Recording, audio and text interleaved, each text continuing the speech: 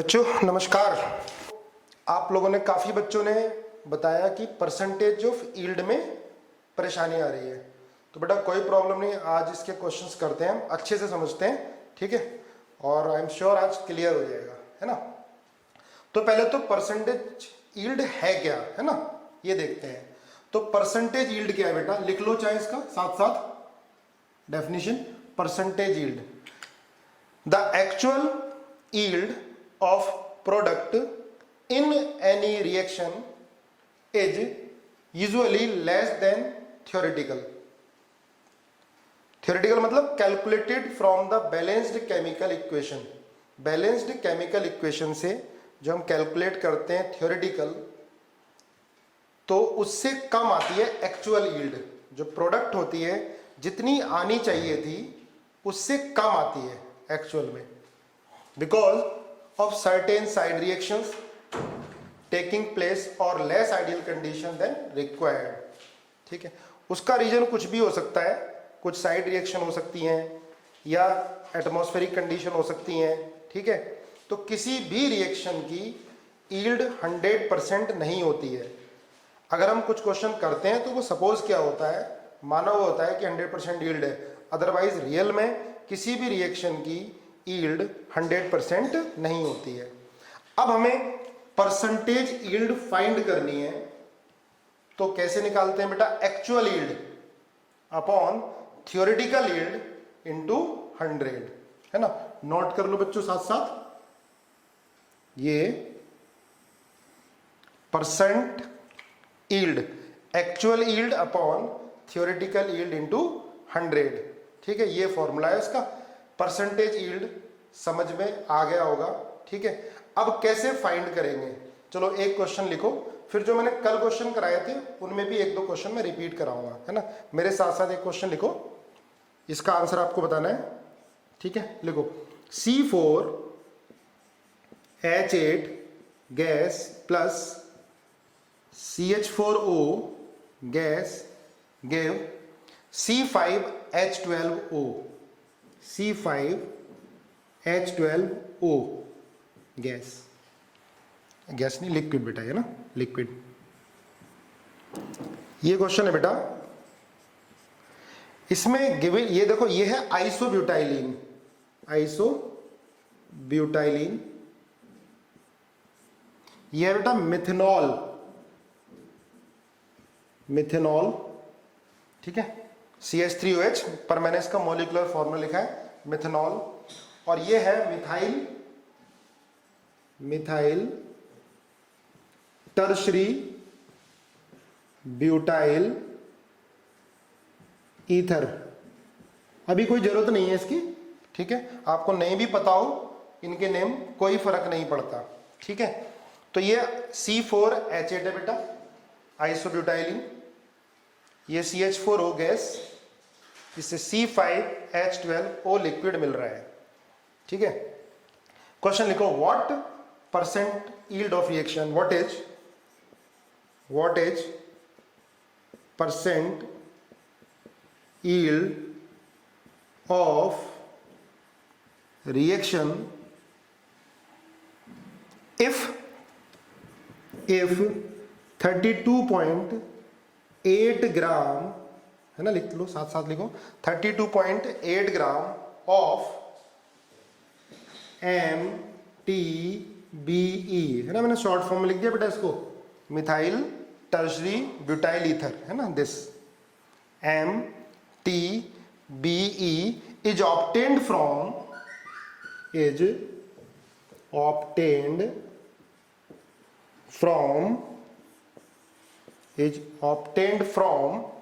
26.3 gram of isobutylene, clear है, with sufficient amount of methanol बोल सकते हो ना, with sufficient amount of methanol, with sufficient amount of methanol. चलो करके दिखाओ इसको, है ना, आंसर बताओ इसका कितना आता है।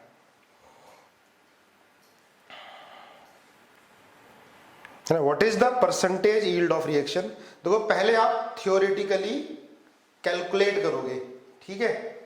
ये जो गिवन है 32.6 gram of MTBE is from this, ये एक्चुअल गिवन है बेटा, पर इससे थियोरेटिकली जब यील्ड 100% होगी तो थियोरेटिकली कितना MTBE मिलेगा, ठीक है। फाइंड करो क्या आंसर आता है। मैं फिर से एक बार क्वेश्चन को रिपीट करता हूं, है ना। ये है C4H8 gas plus CH4O gas, CH4O, इसका 1 मोल का वेट फाइंड करोगे। C5H12O liquid, methyl tertiary butyl ether बोलते हैं, कोई जरूरत नहीं है इसको वैसे लिखने की। What is percentage yield of reaction if 32.8 gram of MTBE is obtained from 26.3 gram of isobutylene with sufficient amount of methanol। Answer बताओ बच्चे इसका। देखो फॉर्मूला ये लगना बेटा, percent yield is equals to actual yield upon theoretical yield into 100। बताइए answer. बिल्कुल सही है, 79.4। किस किस का है बेटा, 79.4, बिल्कुल सही है। आंसर आएगा 79.2%, 3%, अप्रोक्सीमेटली 79%। देखो बेटा इसको हम करते हैं। C4H8, इसके 1 मोल से ये 1 मोल मिल रहा है। देखो रिएक्शन तो बेटा बैलेंस है, इसके 1 मोल से 1 मोल मिल रहा है, क्लियर है। इसके 1 मोल का वेट, मोलर मास होता है, 1 मोल का वेट कितना होगा बेटा इसका, 12 इंटू 4 48 प्लस 8 कितना, 56, ठीक है। तो 56 ग्राम, ध्यान से सुनना, 56 ग्राम C4H8 से ये 1 मोल मिल रहा है। इसका 1 मोल का वेट कितना होगा, देखो बेटा कार्बन 5 है, 5 इंटू 12 प्लस 12 प्लस O कितना होगा, 88। 56 ग्राम C4H8 आइसोब्यूटाइलिन से 88 ग्राम मिथाइल टर्शरी ब्यूटाइल ईथर मिल रहा है, ये मिल रहा है ना। देखो 1 मोल का वेट कितना होगा बेटा इसका, 88 ग्राम। 1 मोल से 1 मोल, 1 मोल का वेट 56 ग्राम, ये कितना मिल रहा है, 88 ग्राम, है ना। सुनो ध्यान से, तो 1 ग्राम से कितना मिलेगा, 88 अपॉन 56, क्लियर है। गिवन कितना है, 26.3 ग्राम से कितना मिलेगा। देखो बेटा ये जो दिया हुआ है ये तो एक्चुअल दिया हुआ है, लेकिन हम थियोरेटिकली निकाल रहे हैं कि 26.3 से आइसोब्यूटाइलिन से कितना मिलेगा। तो 26.3 ग्राम से 88 अपॉन 56 इंटू 26.3, ये कैलकुलेट करके आता है अप्रोक्सीमेटली 41.3 ग्राम। ये कैलकुलेटेड है, थियोरेटिकल है, लेकिन एक्चुअल इतना आया। एक्चुअल यील्ड तो हमेशा कम होगी थियोरेटिकल यील्ड से, क्लियर है। दोबारा समझो भाई, 26.3 ग्राम से हमने फाइंड कर लिया ये 41.3 ग्राम, दिस इज थियोरेटिकल यील्ड। और जो गिवन है बेटा क्वेश्चन में ये क्या है, एक्चुअल यील्ड है। तो परसेंटेज यील्ड का फॉर्मूला आपको क्या बताया है, परसेंटेज यील्ड क्या होता है, एक्चुअल यील्ड कितनी है 32.8 अपॉन थियोरेटिकल यील्ड कितनी है, जो यहां से हमने फाइंड की है 41.3 इंटू 100, लगभग 79.2%, ठीक है। काफी बच्चों का आ गया है, क्लियर हुआ। एक क्वेश्चन और लिखो बेटा, ठीक है, आंसर लिख लो इसका 79.2%। एक क्वेश्चन और करो, लिखो question number 2, twice C2H6O liquid, इससे मिल रहा है C4H10O liquid plus H2O liquid, ठीक है। ये बेटा इथाइल अल्कोहल है, C2H5OH, मैंने इसका मॉलिक्यूलर फॉर्मूला लिख दिया है, ठीक है। ये डाइथाइल ईथर है, ये है डाई इथाइल ईथर, और ये है इथेनॉल, ठीक है। क्वेश्चन लिखो इसमें, calculate actual yield of, calculate actual yield of di ethyl ether, di ethyl ether, calculate actual yield of diethyl ether if percentage yield of reaction, if percentage yield of reaction is 87%, if percentage yield of reaction is 87%, ठीक है। और given है 40 from 40 gram, from 40 gram of ethanol, from 40 gram of ethanol, बेटा 40 ग्राम ethanol है, ठीक है, given है। और परसेंटेज यील्ड कितनी गिवन है? 87%। आपको एक्चुअल यील्ड बतानी है, एक्चुअल वेट कितना बनेगा वो बताना है ना। बिल्कुल इजी है, डायरेक्ट फॉर्मूला बेस। बताओ आंसर क्या आएगा? 40 ग्राम इथेनॉल से एक्चुअल यील्ड कितनी होगी अगर परसेंटेज यील्ड 87% है, ठीक है। एक्चुअल यील्ड बतानी है, एक्चुअल वेट बताना है, 40 ग्राम से कितना होगा if 87% percentage yield of reaction, approximately 28%, ठीक है। देखो करो मेरे साथ एक बार, कुछ का क्यों नहीं आया। आप देखो बेटा, ये रिएक्शन बैलेंस मैंने कर रखी है, इसके 2 मोल से, सुनो ध्यान से ना, 2 मोल से कितना मिल रहा है? 1 मोल मिल रहा है। इसके 2 मोल से 1 मोल मिल रहा है। इसके 2 मोल का वेट कितना होगा बेटा? 1 मोल का वेट कितना है इसका? मॉलिक्यूलर मास, मोलर मास कितना होगा? 46 ग्राम 1 मोल का वेट, ठीक है। तो 2 मोल का वेट कितना होगा बेटा? 2 इंटू 46, तो 2 इंटू 46 कितना हुआ? 2 इंटू 46 ग्राम मतलब 92 ग्राम। 92 ग्राम इथेनॉल से डाइथाइल ईथर कितना मिल रहा है? इसका वेट देखो बेटा, C4H10O, इसके 1 मोल का वेट कितना है? 74 ग्राम, ठीक है। आपको समझ में आएगा, लेकिन कैलकुलेशन मिस्टेक कर रहे हो, ठीक है। 92 से 74 ग्राम मिल रहा है, तो 40 ग्राम से कितना मिलेगा? 74 इंटू 40 अपॉन 92, ठीक है। ये आ जाता है कैलकुलेट करके अप्रोक्सीमेटली, कितना आता है कैलकुलेट करके? 32.2 ग्राम। तो ये क्या आया? ये थियोरेटिकली आएगा, लेकिन एक्चुअल यील्ड पूछा है। आप देखो डायरेक्ट, ये तो हमने 100% यील्ड मार के निकाल दिया, इसका आप 87% फाइंड करो, आंसर आ जाएगा। या फॉर्मूला देख लो डायरेक्ट, भाई फॉर्मूला क्या होता है? फॉर्मूला परसेंटेज यील्ड का फॉर्मूला क्या हो गया? Actual yield upon theoretical yield into 100। ये कितना? 87%।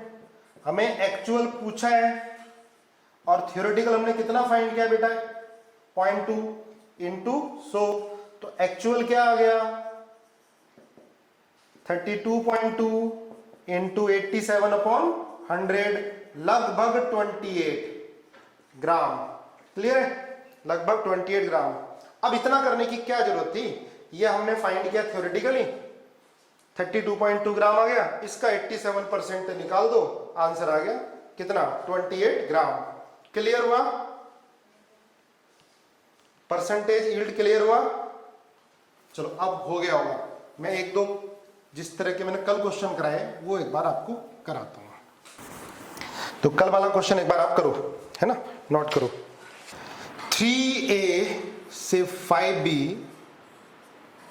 मिल रहा है, फिर 2B से 7C प्लस 2D मिल रहा है बेटा, 5C से 3E प्लस 9F मिल रहा है। ठीक है, initial mole, question number 3, initial mole of, जिन्होंने कल किया था दोबारा करना है, इनिशियल मोल ऑफ ए, ये 2 गिवन है, initial mole of A 2 given है, आपको फाइंड करना है इनिशियल मोल ऑफ A2। अच्छा, जो ए से बी, इसकी परसेंटेज यील्ड गिवन है 60%, बी से सी 65%, है ना, कल वाला क्वेश्चन है, और सी से ई X% यील्ड है, X% यील्ड है। ठीक है, इनिशियल मोल ए के 2 गिवन है बेटा, आपको X फाइंड करना है, और मोल ऑफ ई, जो मोल्स ऑफ ई हैं, मोल्स ऑफ ई ये 2 फॉर्म हुए हैं। मैंने थोड़ा चेंज किया, कल इनिशियल मोल ए के 3 लिखवाए थे शायद, अब मैंने इनिशियल मोल ए के 2 लिए हैं, है ना। कैलकुलेट करो बेटा इसको, ए से 3A से 5B, इसकी परसेंटेज यील्ड गिवन है 60%, इसकी 65%, ये X% यील्ड है। ई के मोल्स 2 मिल रहे हैं, इनिशियल मोल्स ऑफ ए कितने हैं, 2 गिवन है, ई के भी 2 मिल रहे हैं, परसेंटेज यील्ड ये गिवन है। आप मुझे बताओ कि X की वैल्यू क्या होगी, सॉल्व करो। जिन्हें बेसिक नहीं पता फिर एक बार सुनो, और बाकी बच्चे सॉल्व करो और इसका आंसर बताओ X का। ठीक है, कल जो क्वेश्चन दिया था काफ़ी बच्चों ने सही बताया था, शायद 32.2 ऐसे ही था। ठीक है, अच्छा देखो बेटा, जिसको नहीं समझ में आया, जैसे ट्वाइस ए से 5B मिल रहा है, चलो थ्राइस ए से 5B मिल रहा है, एक ही रिएक्शन देखते हैं हम, है ना। इनिशियल मोल इसके 4 गिवन है ना, T = 0 पर इसके 4 मोल गिवन है, तो B के कितने होंगे, है ना।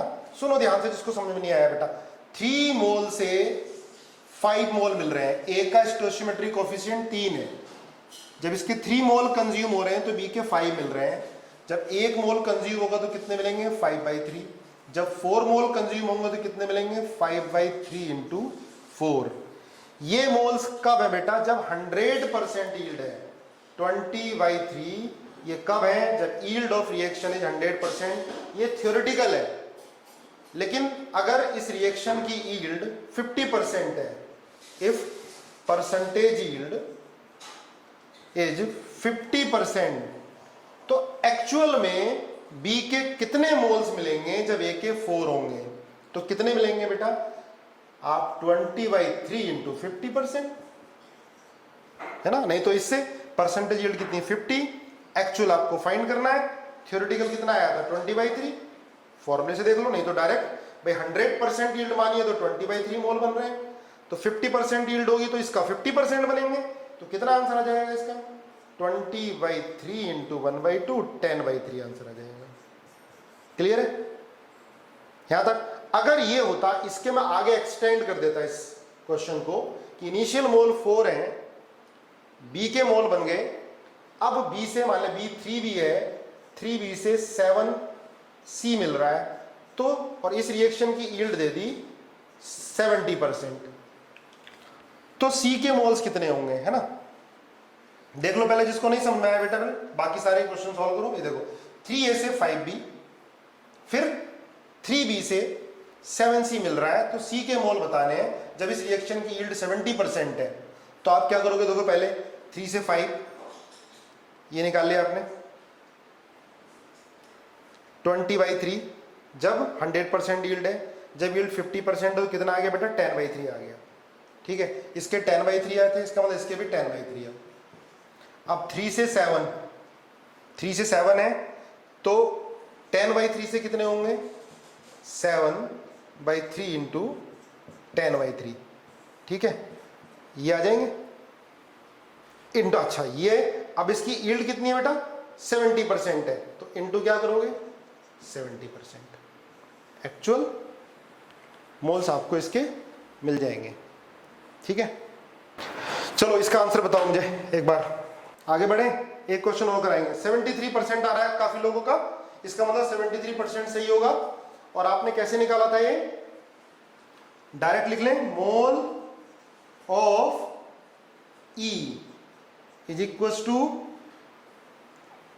3 से 5, तो 1 से कितना? 5/3, तो 2 से कितना? 2 इंटू 5/3, और 2 इंटू 5/3 का कितना? कितने परसेंट? 60%। क्लियर है? डायरेक्ट लिखते हैं इसको बेटा, है ना। अब देखो ये इतना बन गया था, फिर ये इतना, जितना ये बना यहां से ये आ जाएगा 2 से 7, फिर इतने से कितना आएगा? इंटू 7/2। क्लियर है ना। तो हम क्या करें इसको? इंटू 7/2, कितने परसेंट बेटा? 65%। फिर इंटू कितना? इंटू देखो 3/5 इंटू कितना? x%। अब समझ में आना चाहिए आपको, एक साथ ही कर डालो, अलग अलग स्टेप की जगह। इज इक्वल टू कितने मोल्स मिल रहे हैं इसके? 2।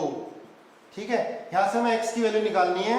ज्यादातर बच्चों का x की वैल्यू शायद 73 आ रही है ना, 73%। ठीक है, चलो कैलकुलेट कर लेना जो भी वैल्यू है। अब आपको समझ में आ गया होगा, आना चाहिए। ठीक है, चलो ये था percentage yield topic.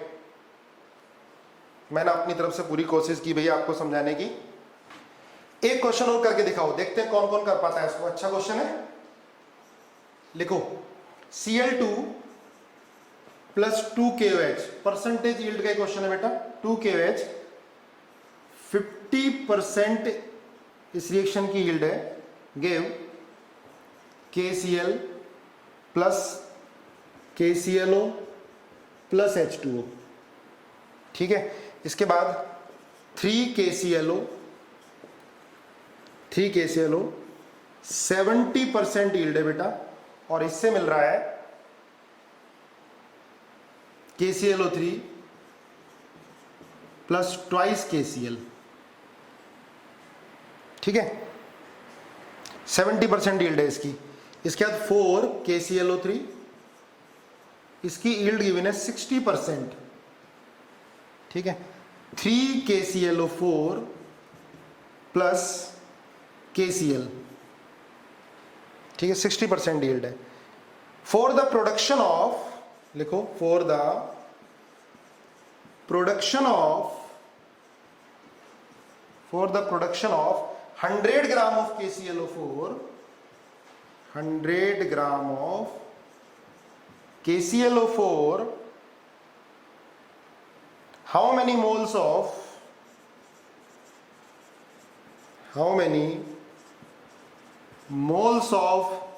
Cl2, how many moles of Cl2 required, how many moles of Cl2 required, Cl2 के कितने मोल्स चाहिए होंगे KClO4 के 100 ग्राम बनाने के लिए। ठीक है, कैलकुलेट करो। अच्छा, 100 ग्राम को मोल्स में कन्वर्ट कर लोगे पहले। ठीक है, KClO3 का मॉलिक्यूलर मास कितना होता है बेटा? 138.5। तो moles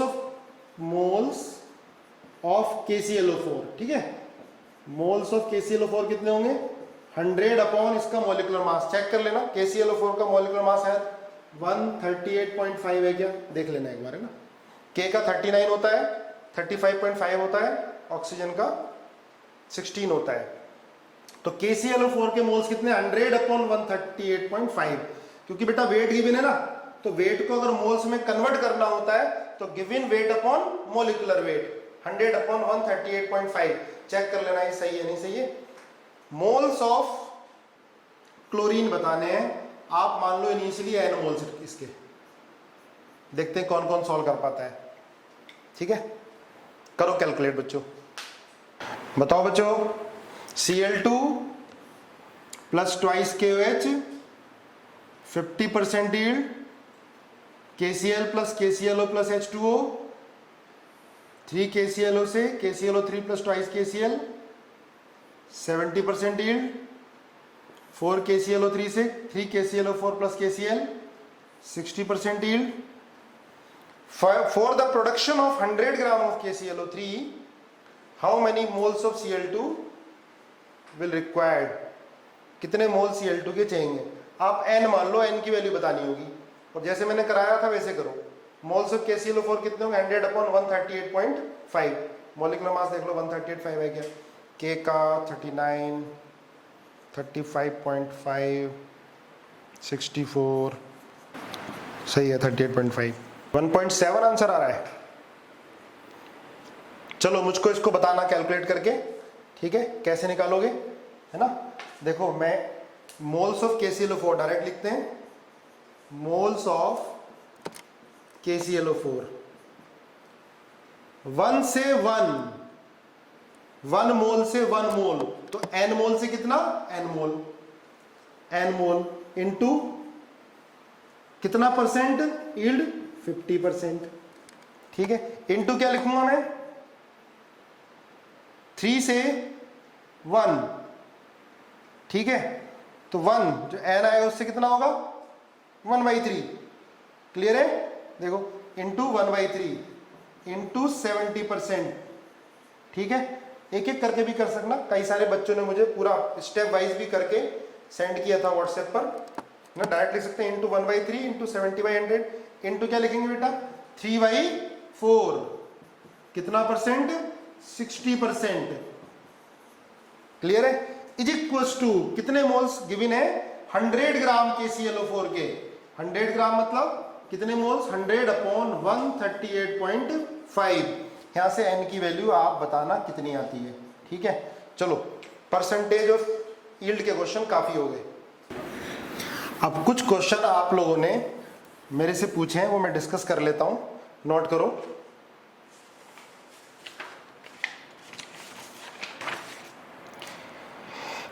vapour density of mixture, booklet का क्वेश्चन है, लिखो vapour density of mixture. Mixture किसका है? NO2 और N2O4 का।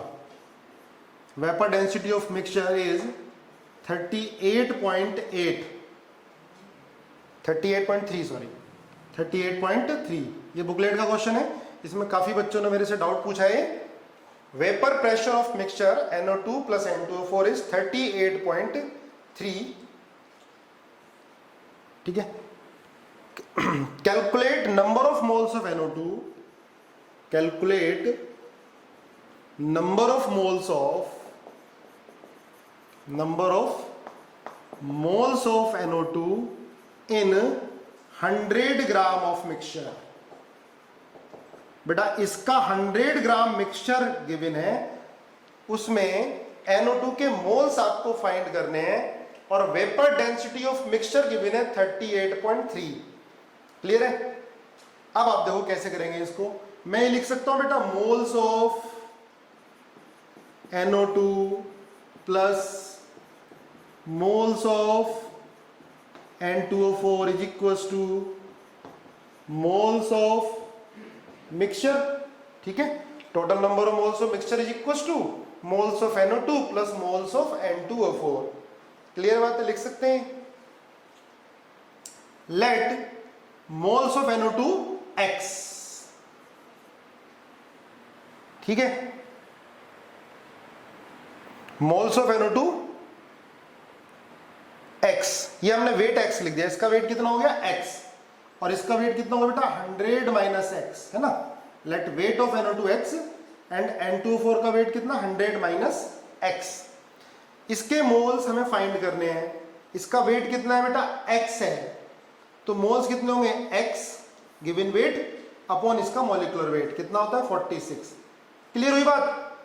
टोटल वेट 100 है, वेट ऑफ NO2 हमने x ग्राम मान लिया, N2O4 का वेट कितना होगा 100 minus x, moles of NO2 plus moles of N2O4 equal two moles of mixture लिख सकते हैं।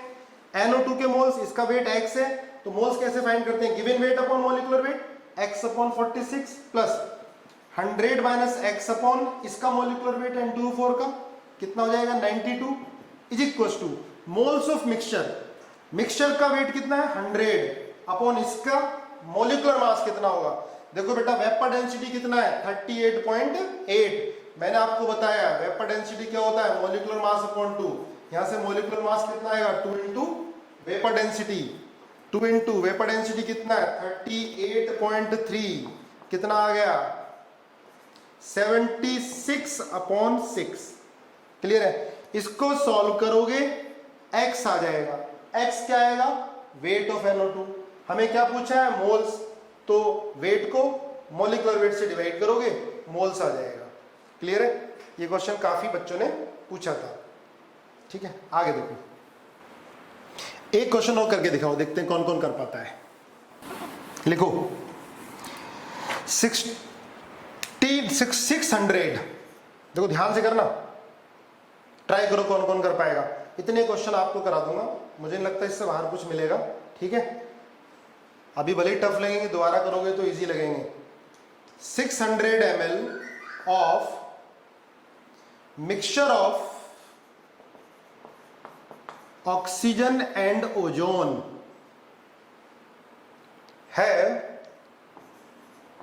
having weight 1 gram, having weight 1 gram at NTP, at NTP. Calculate volume of O2 and O3 in mixture. Question देखो बेटा दोबारा, 600 ml mixture दे रखा है दोनों का मिलाकर 600 है और दोनों का वेट कितना है 1 ग्राम है ना, वेट टोटल वेट कितना है 1 ग्राम है। आपको O2 और O3 का इंडिविजुअल वॉल्यूम बताना है, अलग अलग कितना होगा, बताओ आंसर कितना आता है, बोलो क्या आंसर आता है। 600 ml of mixture of O2 and O3 having weight 1 gram at NTP, calculate the volume of O2 and O3 in mixture। पर्व का आंसर सही है 200 और देखो 37.3 टोटल वॉल्यूम। नहीं बेटा O3 और O2 का अलग अलग बताना है आपको। देखो कुछ बच्चों का आ गया बेटा 200 और 400, 200 और 400। ठीक है, देखो वेट ऑफ, सॉल्व करें, वेट ऑफ मिक्सचर कितना है 1, वेट ऑफ मिक्सचर कितना है 1 गिवन है। इसमें क्या हो weight of O2 plus weight of O3 is equal to 1 है। ठीक है, अच्छा बेटा वॉल्यूम गिवन होता है तो हम मोल्स कैसे निकालते हैं, अगर हम मोल्स फाइंड करने हो तो वेट गिवन हो तो किससे डिवाइड करते हैं मॉलिक्यूलर वेट से। ठीक है, अगर नंबर ऑफ मॉलिक्यूल्स गिवन होते हैं किससे डिवाइड करते हैं Na से। अगर वॉल्यूम ml में गिवन होता है NTP पर तो 22400, अगर वॉल्यूम NTP पर लीटर में होता है तो 22.4। ठीक है, अब आप देखो वॉल्यूम गिवन हो, हम 22400 से डिवाइड कर दें, क्या आ जाएगा बेटा मोल्स।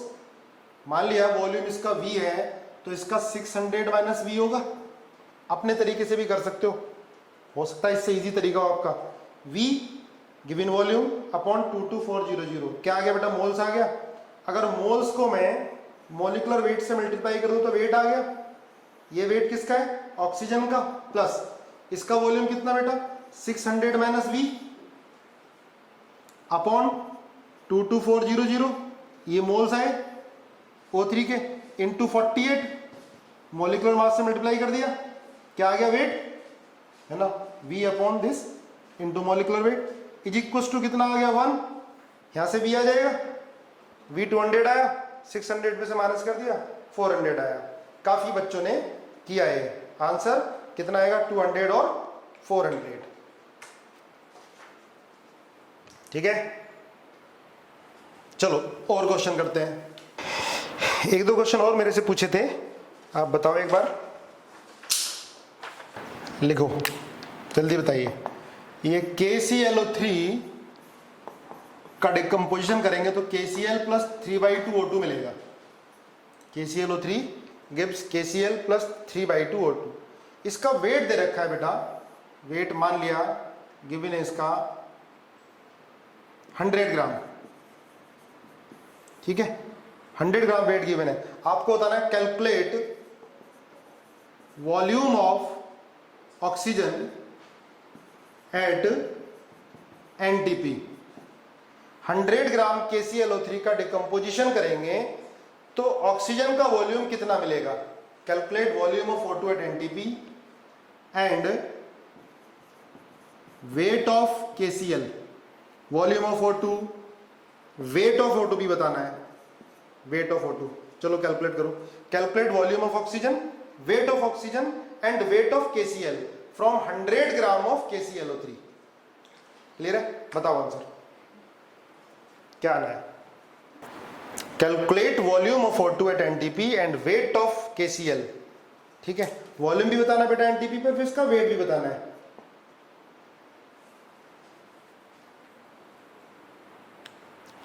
चलो इजी है। इसके 1 मोल से बेटा कितने मोल मिल रहे हैं इसके 3/2 मोल। 1 मोल का वेट कितना, 1 मोल से 3/2 मोल मिल रहे हैं। 1 मोल का वेट कितना है 122.5 gram. Weight of 1 mole 122.5 gram give 3/2 mole of oxygen, या कह सकते हैं 3/2 इंटू 22.4 लीटर ऑफ वॉल्यूम। ठीक है भाई, 1 मोल का वॉल्यूम 22.4 लीटर होता है, तो 3/2 का वॉल्यूम कितना होगा 3/2 इंटू 22.4 लीटर, तो 122.5 ग्राम से बेटा इतना वॉल्यूम मिल रहा है। क्लियर है, तो 100 ग्राम से मिलेगा 3/2 इंटू 22.4 इंटू 100 अपॉन 122.5, ये लीटर वॉल्यूम आ गया, है ना। वॉल्यूम आ गया तो हम वेट पता कर सकते हैं, वॉल्यूम आ गया तो वेट पता कर सकते हैं भाई। 22.4 लीटर का जो वेट होगा वो कितना होगा 32 ग्राम। देखो ध्यान से, 22.4 लीटर 1 मोल का वॉल्यूम, 1 मोल का वॉल्यूम और 1 मोल का वेट कितना होगा 32 ग्राम। हम कह सकते हैं 22.4 लीटर ऑफ O2 कितना वेट 32 ग्राम। क्लियर है, तो इतने वॉल्यूम में कितना वेट होगा निकल जाएगा, इतने वॉल्यूम में कितना वेट होगा, तो वेट कितना जाएगा बेटा 3/2 into 22.4 into 100 upon 122.5 into 32। Clear है, कैलकुलेट करने वाला इसका वेट। अब हमें KCl का वेट निकालना है, तो बेटा 1 मोल से KCl का वेट फाइंड करना है, तो 1 मोल से कितना मिलेगा 1 मोल मिल रहा है। 1 मोल का वेट कितना है 122.5 ग्राम।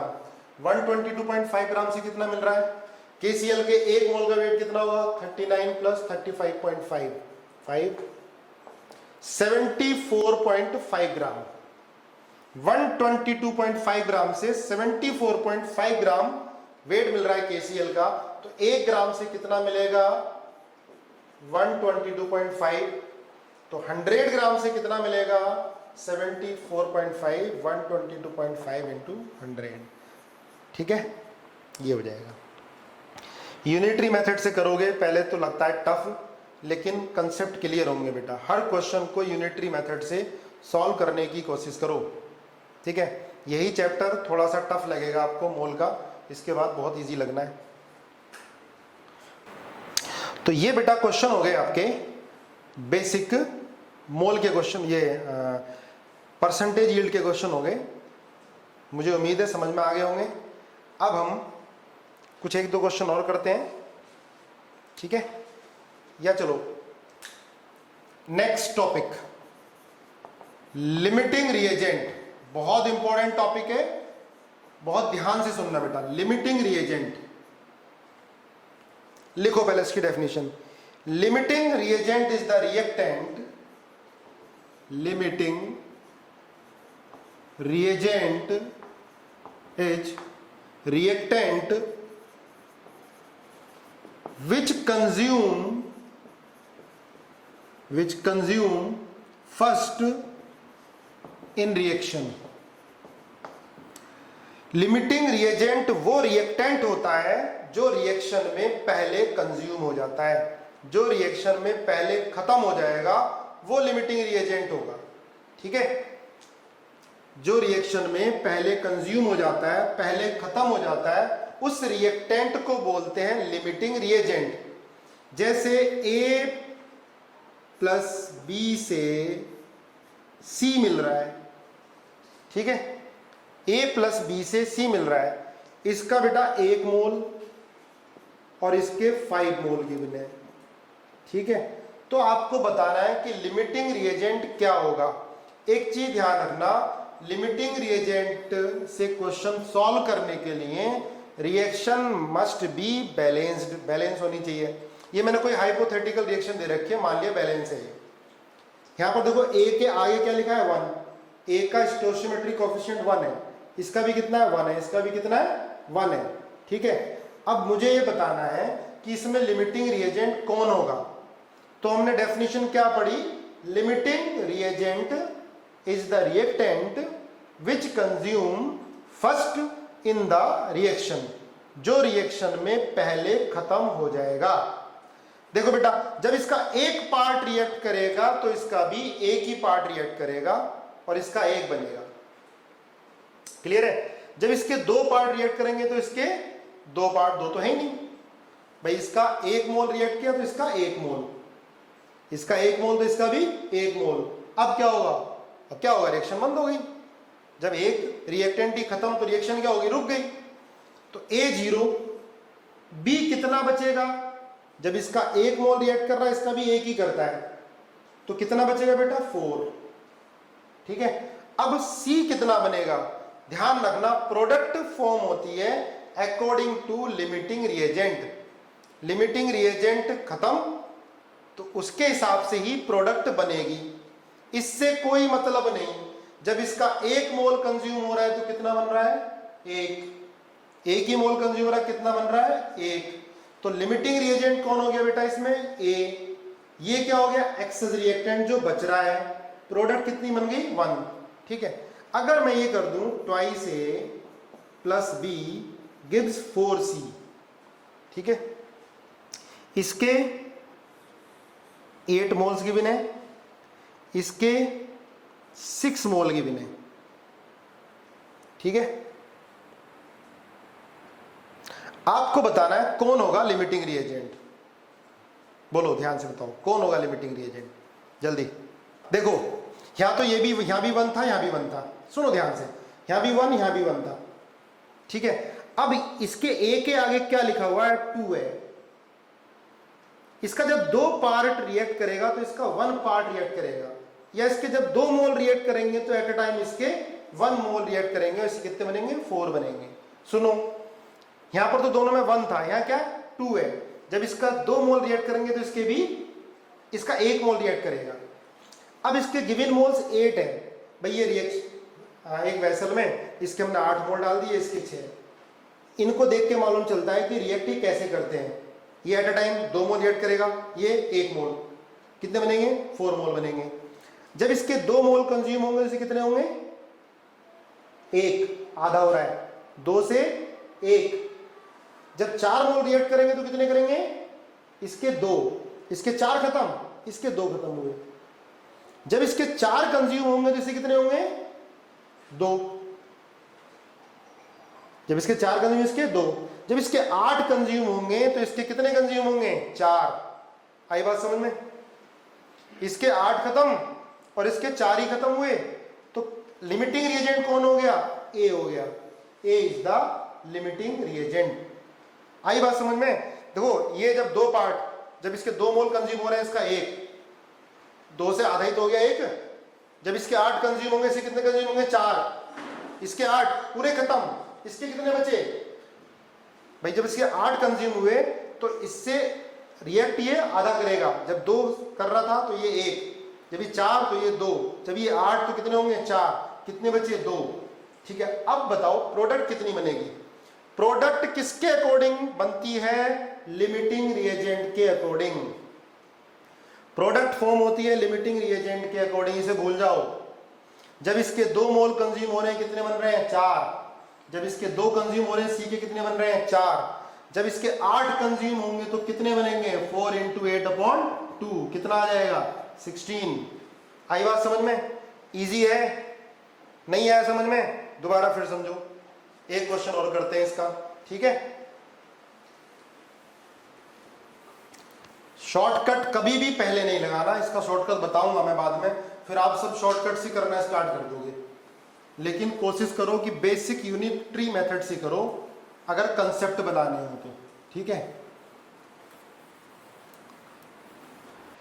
देखो जैसे हमने लिया 3A + 5B गिव्स 4C, इसके मोल्स हमने 15 ले लिए, इनिशियल मोल्स 15 है A के, और B के मोल्स हमने लिए 20, ठीक है? अब आपको बताना है कि लिमिटिंग रिएजेंट कौन होगा और C के कितने मोल बनेंगे। लिमिटिंग रिएजेंट कौन होगा और C के मोल्स कितने होंगे, बताओ जरा। बहुत बढ़िया, आ गया भाई सबको समझ में? B होगा, ठीक है? देखो जब इसके 3 मोल कंज्यूम हो रहे हैं, बहुत बढ़िया, सबको समझ में आया, 3 मोल कंज्यूम हो रहे हैं तो इसके कितने बन रहे हैं? B। 3 से इसके 5 बन रहे हैं, है ना? तो बेटा 15 से, सॉरी, जब इसके 3 कंज्यूम हो रहे हैं तो इसके 5 कंज्यूम होंगे, क्लियर है? जब इसके 3 कंज्यूम हो रहे हैं, इसके 5। जब इसके 15 कंज्यूम होंगे तो B के कितने कंज्यूम होंगे? 5 × 15/3, 25 चाहिए। इसके 15 कंज्यूम होंगे, 15 कंज्यूम होने के लिए इसे कितने चाहिए? 25। सही लिखा है? 3 से 15, 25 चाहिए 15 के लिए। अब ऐसे निकालो, उल्टा करो इसको। इसके जब 5 मोल कंज्यूम हो रहे हैं तो इसके कितने चाहिए? 3। जब इसके 20 मोल कंज्यूम होंगे, 20 मोल दिए तो कितने? 3 × 20/5, 12। देखो इसके 20 मोल कंज्यूम हुए और इसके 12 भी कंज्यूम हुए। उल्टा कर रहे थे, 15 मोल कंज्यूम करने के लिए कितने चाहिए थे? इसके 25, और है कितने? 20। जब इसके 15 कंज्यूम होंगे, इसके कितने होने चाहिए? 25, है कितने? 20। तो इसका मतलब B पहले खत्म हो जाएगा। B क्या हो गया? Limiting reagent. मालूम चल गया? या ऐसे करो, इसके 5 मोल हैं, 5 मोल कंज्यूम करेंगे तो A के 3 कंज्यूम होंगे। जब 20 कंज्यूम करेंगे तो कितने होंगे? 12। इसके 20 खत्म, इसके 12 ही खत्म हुए, तो बचा कौन? A। कितना? 3। ये कितना? 0। क्लियर है? अब प्रोडक्ट किसके अकॉर्डिंग बनेगी? लिमिटिंग रिएजेंट के अकॉर्डिंग। अब इससे कोई मतलब नहीं, जब इसके 5 मोल कंज्यूम हो रहे हैं, C के कितने बनेंगे? 4। जब इसके 20 मोल कंज्यूम होंगे तो 4 × 20/5, कितना आ गया? 16 मोल्स, ठीक है? बोलो, ये था यूनिटरी मेथड।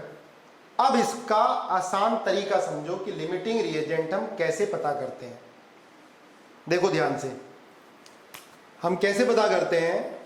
जो गिवन मोल्स होते हैं, ध्यान से सुनो, जो गिवन मोल्स होते हैं उसको स्टोइचियोमेट्रिक कोफिशिएंट से डिवाइड करके देख लेते हैं, और जो भी कम आता है वो लिमिटिंग रिएजेंट होता है। क्लियर है बेटा? गिवन मोल को स्टोइचियोमेट्रिक कोफिशिएंट से डिवाइड कर दो। 15 को 3 से डिवाइड करोगे, कितना आएगा? 5। 20 को 5 से डिवाइड करोगे, कितना आएगा? 4।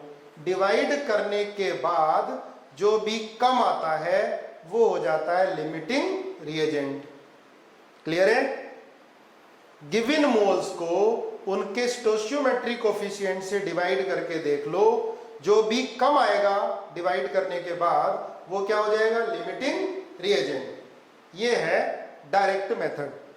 कोशिश करो यूनिटरी मेथड से करो। अब हमें देखो डायरेक्ट ये निकालना है कि भाई C कितना बनेगा। डायरेक्ट तो ऐसे करो, इसको लिखोगे 15 माइनस 3x। जब ये इसके 15 मोल्स पड़े हैं, इसके 20 है, जब रिएक्ट करेगा तो at a time 3x part और ये 5x पार्ट रिएक्ट करेगा। तो 15 माइनस 3x, इसको क्या लिखूंगा बेटा 20 माइनस 5x। इन स्टोइचियोमेट्रिक कोफिशिएंट के अकॉर्डिंग रिएक्ट करते हैं रिएक्टेंट, और प्रोडक्ट इन्हीं के अकॉर्डिंग बनती है। ये कितना बनेगा बेटा 4x, इनिशियल तो 0, ये t इक्वल टू 0 पर A के मोल 15 है, B के मोल 20 है, और इसके कितने 0। जब रिएक्शन होगी तो 15 माइनस 3x, इसका 3x पार्ट रिएक्ट करेगा एट अ टाइम, इसका 5x पार्ट, और ये 4x बनेगा। क्लियर है। अब आप देखो कौन है लिमिटिंग रिएजेंट, ये आपने पहले देख लिया। गिवन मोल्स को स्टोइचियोमेट्रिक कोफिशिएंट से डिवाइड करके देख लिया। कौन आया कम, B आया। B क्या हो गया लिमिटिंग रिएजेंट। तो इसको क्या रख दोगे, ये पूरा खत्म हो जाएगा, पूरा कंज्यूम हो जाएगा। तो मैं 20 माइनस 5x इक्वल टू 0 कर दूं। x कितना आ गया 4 आ गया। अब यहां 4 रख दो आप। 15 माइनस 3 इंटू 4, ये 0, ये 4 इंटू 4, कितना आ गया बेटा 16। ये कितना बचा 3। क्लियर है, आया समझ में। इसके बाद हम आगे लिमिटिंग रिएजेंट कल करेंगे कुछ क्वेश्चन, फिर हम वेट देंगे, वॉल्यूम देंगे, पता करेंगे कौन लिमिटिंग रिएजेंट होगा। ठीक है, आज के लिए इतना। ठीक है, आप लोग अपना ध्यान रखो, सेहत का ध्यान रखो, एक्सरसाइज जरूर करो आधे घंटे। ठीक है, थैंक यू।